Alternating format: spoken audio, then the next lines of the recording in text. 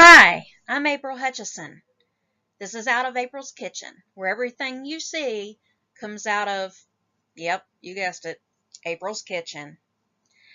This video is going to be about fibromyalgia. It's my first video, and I think I sound really stupid. So bear with me, and hopefully you'll get something out of it. Okay, so here is a list of the things we will be talking about in this video.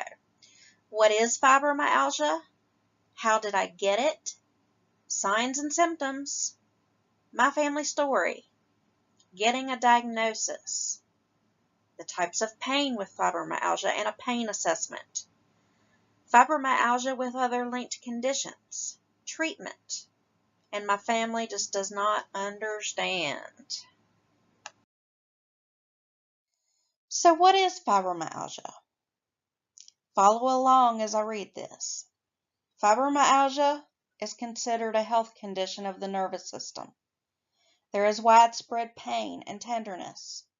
The degree of pain can vary day to day and can become more severe over time. The kind of pain is different from other types of pain. It can be upper body, lower body, left and right sides. It is thought that overactive nerves make us more susceptible to the kinds of pain experienced in fibromyalgia patients. What causes overactive nerves?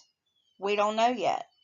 There is much information about this condition that has yet to be discovered. Years ago, there was a few documented cases of people experiencing pain and other symptoms. Doctors didn't have a test that suggested a physical disease.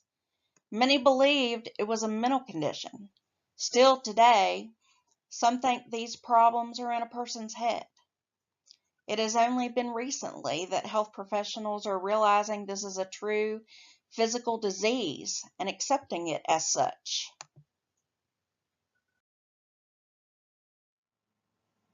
So signs and symptoms.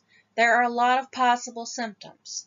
The three main ones are pain, which is chronic and widespread muscle pain in the upper and lower body and both sides. Chronic fatigue, which can be diagnosed as chronic fatigue syndrome and often coincides with fibromyalgia. Cognitive and memory problems, sometimes called fibrofog. There are other possible symptoms. You may have a few of them or a lot of them. It differs for everybody. You can have increased response to stress, anxiety, depression, sleeping problems, irritable bowel syndrome, sensitivity to hot and cold, headaches, migraines, tenderness, more sensitive to pain, problems with balance, sensitive to odors and noise, emotional sensitivity, joint stiffness, excess sweating, pins and needles. And there's probably more that I didn't even list. Quite a lot of things happening with our bodies. My family story. This is my mother. Our journey with fibromyalgia began with her. I began to notice my mother's pain when I was still a young teenager. It affected everything in her life. She didn't want to go to stores or go on picnics and many vacations like we used to do. She wanted to do things, but was betrayed by her own body. She liked a clean house, and she liked to have a vegetable garden and a flower garden. If she did those things, she would suffer increased pain for days after. It progressively got worse year after year. At the end of her life, which was only age 59, the pain made walking painful. She had to brace her body for every step she took. A sudden touch on her arm felt more like a punch. She never had much in the way of treatment for her pain, and at that point, it didn't do much good to have the diagnosis. Not many doctors believed in this physical pain. So she lived in agony and frustration that no one understood what she felt. With the battle of pain, she also suffered from depression, anxiety, hypertension, diabetes, irritable bowel syndrome, hypothyroidism, and insomnia.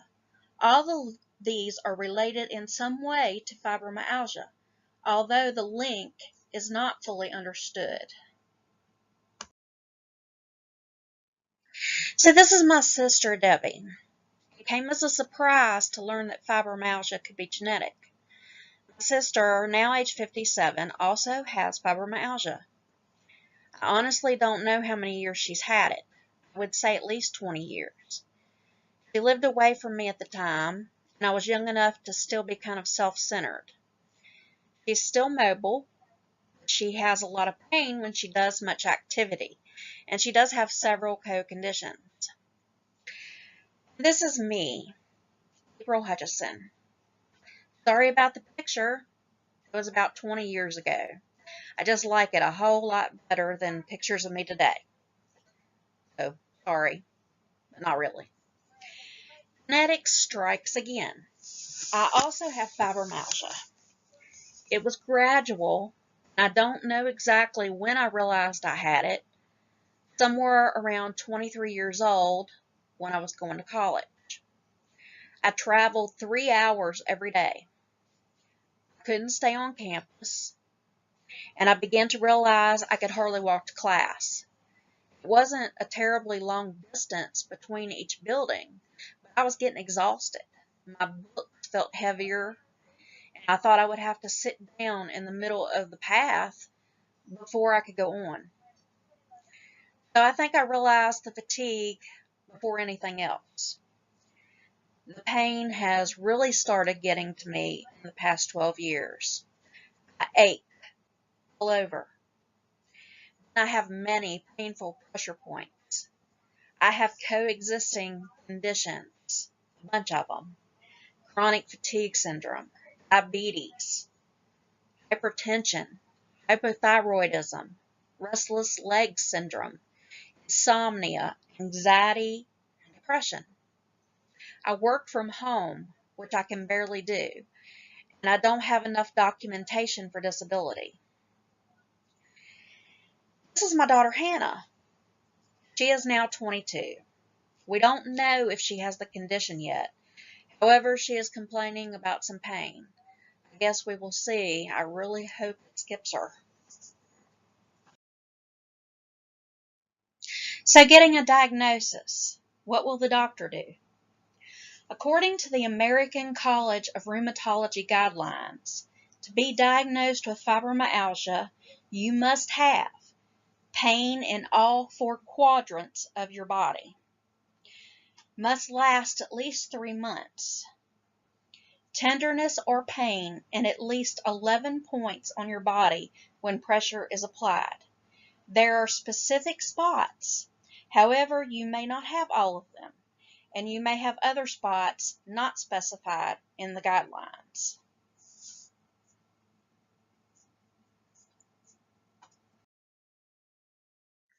Getting a diagnosis. The very first thing to do is, if you have fibromyalgia, go get that diagnosis. See a rheumatologist. It might take time, and they have to eliminate other possible causes. There might be overlaying conditions, which can make it difficult to figure out which symptom belongs to what condition. When you are diagnosed, get it documented. Hopefully your pain will not become very debilitating, but it's a high probability, and it's super difficult to get Social Security disability if that day comes, because pain is not a very tangible problem. Also, get regular appointments and get those documented. They want to know if you've had any increases in pain, additional pressure points, what you're going to do to make it better, and how those changes are affecting your life. So what will the doctor do? You visit the rheumatologist. She will ask you questions about your pain and symptoms. This can be hard to describe, so be prepared by writing down the types of pain you have, your symptoms, and how it's affecting your body and life. What medications have you tried, if any, and what improves or worsens your symptoms? Then there will be a blood test. There's a few other conditions that mimic symptoms of fibromyalgia, such as osteoarthritis, chronic fatigue syndrome, depression, hypothyroidism, lupus, Lyme disease, polymyalgia rheumatica. Low vitamin D can even cause pain. Some of these can be ruled out by the blood test. Physical exam will be next. The doctor will check to see if you have weaknesses in your hands and your arms by having you push down on her hand. She will check your joints and reflexes. She will see what your range of motion is, like how far you can lift your arm before it's too painful. She will also push on various parts of your body to see if it's a tender pressure point, based that on your reactions. Then we have a diagnosis and the treatment. So once all these things are done, doctors should have a pretty good idea if you have fibromyalgia or not. Once confirmed, treatment options begin. It may take trial and error to see if anything helps the pain or other symptoms. Sometimes you have to treat co-conditions or other symptoms in order to treat the pain. For example, if you can't sleep, pain gets worse. Treatment will be discussed later in the video.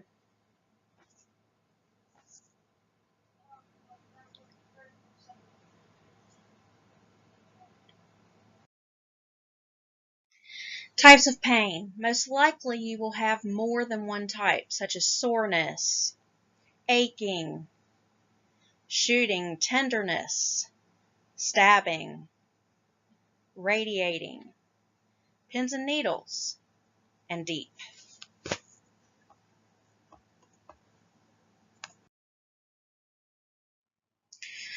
Your pain may feel like it's everywhere all at once, or it can move around. It can vary in intensity from one day to the next. Some things can make the pain worse, such as stress, overexertion, not enough sleep or poor quality sleep, depression, anxiety, cold weather. Here's a pain assessment tool to help you decide on what level your pain exists.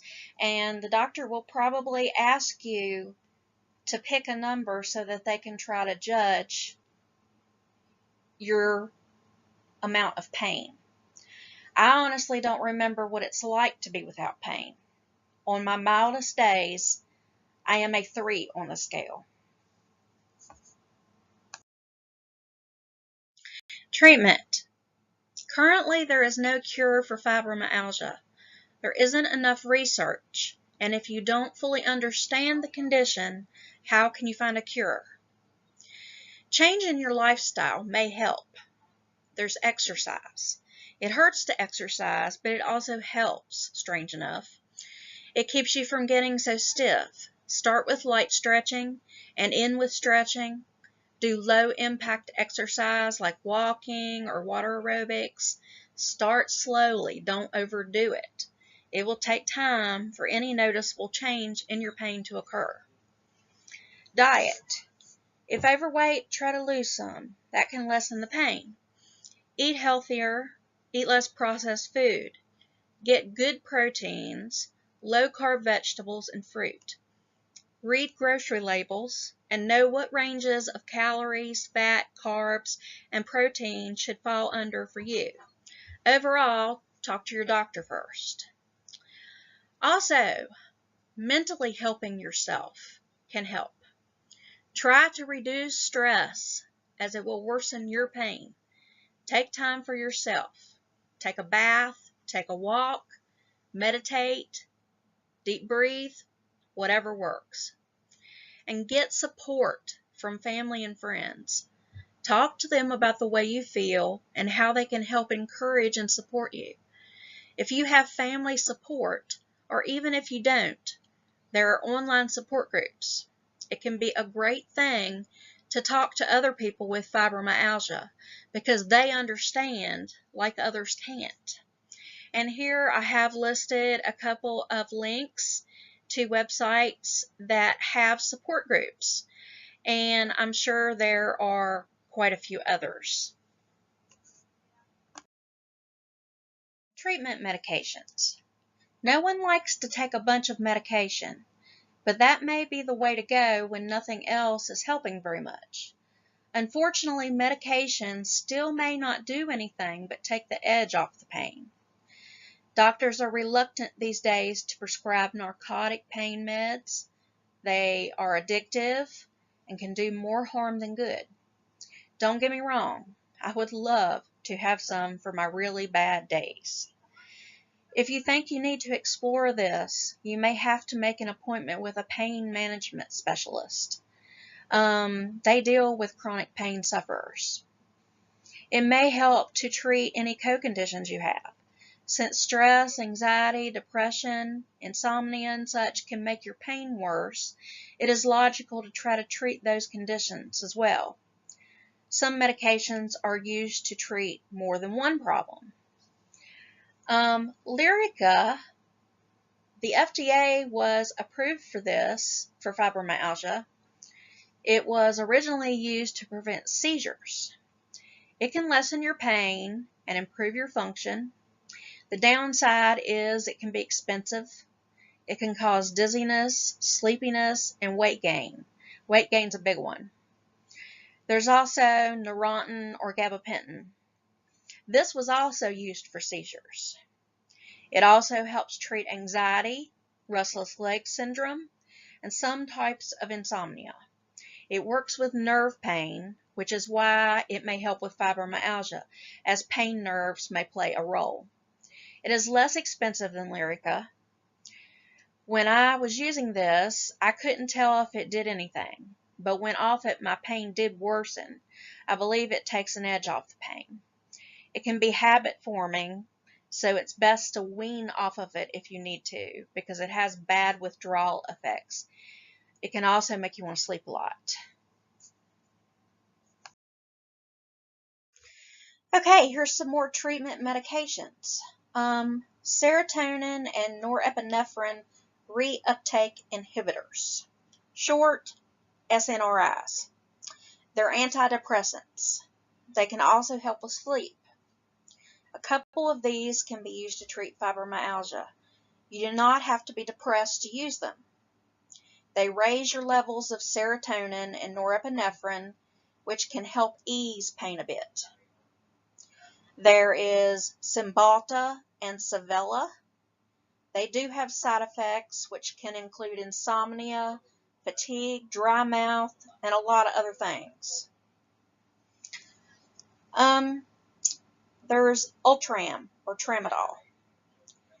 It's an opioid agonist. It changes the way your body receives pain by messing with the neurotransmitters in your brain. Most reviews of this medication say it's pretty good at helping with moderate to severe pain. It works for some people and others it don't. When I took it, didn't help a bit. It was like I was drinking water. A few of the side effects for tramadol are difficulty breathing, itching, red skin, and confusion. Now, I know you're worried about your family. It's really hard to make them understand when they don't have this kind of pain.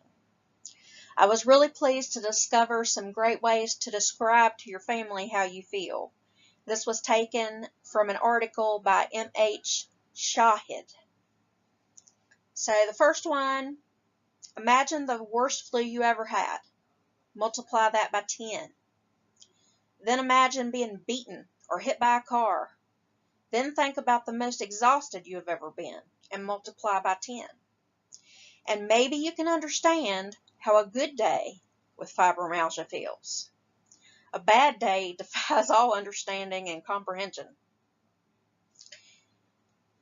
Another one is you've run a 10-mile K with the flu, plus you cut all your grass by hand with the scissors. That kind of sore. But everyone expects you to do it all over again the next day because you don't look sick. It's a living hell. I hurt every day constantly. Just when I think there is no place left to hurt, my skin hurts. It takes a long time to shower, get dressed and ready, and then I have to sit and rest because it took all the energy I had. It's hard to sleep at night because I can't find a position that doesn't hurt. Even if that isn't the problem, I pray for sleep to come, but it doesn't. I can't think straight. I forget what I'm saying in the middle of a sentence. People think I'm stupid, but I'm not. I spend a large part of my life planning for my future and getting an education. Then I feel helpless because all the things I wanted to do and who I wanted to be, everything I worked for, seeming an unattainable dream. I have so much pain and fatigue, I can't really work. I'm suffering through debilitating pain and still appear normal, which makes me feel guilty because I can't work, because people treat me like I'm just being lazy and I don't want to work.